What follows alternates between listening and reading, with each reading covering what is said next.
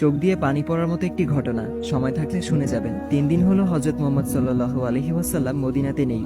কেউ জানে না নবীজি কোথায়। ওমর ফারুক রাদিয়াল্লাহু আনহু মুক্ত তরবারি হাতে ঘোষণা দিলেন, যদি নবীজির কোনো কিছু হয় তবে আমি ওমর বলছি, মক্কার একটা মুনাফিকও আস্ত শরীরে থাকবে না। এদিকে আবু বকর রাদিয়াল্লাহু আনহু বললেন, থাম ভাই, চল নবীজির তালাশ করি।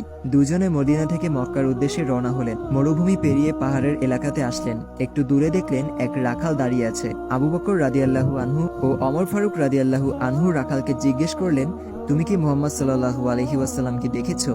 রাখাল উত্তরে বলল, আমি মুহাম্মদ সাল্লাল্লাহু আলাইহি ওয়াসাল্লামকে চিনি না এবং আপনাদেরকেও চিনি না, তবে ওই পাহাড়ের উপরে একজন লোক ইয়া উম্মতি বলে কাঁদছেন। আবু বকর রাদিয়াল্লাহু আনহু ও ওমর ফারুক রাদিয়াল্লাহু আনহু বুঝতে বাকি ছিল না ওই লোক আর কেউ না, দয়াল নবীজি হযরত মুহাম্মদ সাল্লাল্লাহু আলাইহি ওয়াসাল্লাম। রাখাল আবার বলল, লোকটির সাথে সাথে আমার সব উট ভেড়াগুলো কাঁদতেছে আর খাওয়া বন্ধ করে দিছে, আপনারা ওনাকে নিয়ে যান, তা না হলে আমার সব উট ভেড়াগুলো কাঁদতে কাঁদতে মরে যাবে। আবু বকর রাদিয়াল্লাহু আনহু ও ওমর ফারুক রাদিয়াল্লাহু আনহু পাহাড়ে গিয়ে দেখলেন দয়াল নবীজি সেজদারত অবস্থায় ইয়া উম্মতি বলে কাঁদছেন। নবীজির কষ্টে আবু বকর রাদিয়াল্লাহু আনহু বললেন, ইয়া রাসূলুল্লাহ, আমি আবু বকর ইসলাম গ্রহণ করার পর থেকে যত আমল করেছি সব আপনার উম্মতকে দিয়ে দিলাম, আপনি দয়া করে মাথা উঠান। নবীজি মাথা উঠায় না। এবার ওমর ফারুক রাদিয়াল্লাহু আনহু বললেন, ইয়া রাসূলুল্লাহ, আমি ওমর যে আপনার মাথা নিতে গিয়ে নিজের মাথা দিয়ে দিয়েছি, সে আপনার উম্মতের জন্য সব আমল দিয়ে দিলাম।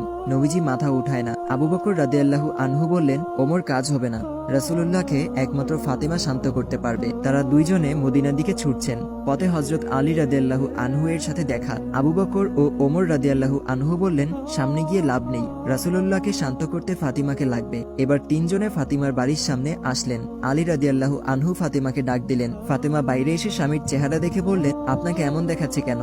তবে কি মক্কার মুনাফিকরা আমার আব্বাজানকে মেরে ফেলেছে? হযরত আলী রাদিয়াল্লাহু আনহু বললেন, তুমি তাড়াতাড়ি চলো, নবীজি ইয়া উম্মতি বলে কাঁদছেন, মাথা উঠাচ্ছেন না। ফাতিমা দৌড়ে গেলেন।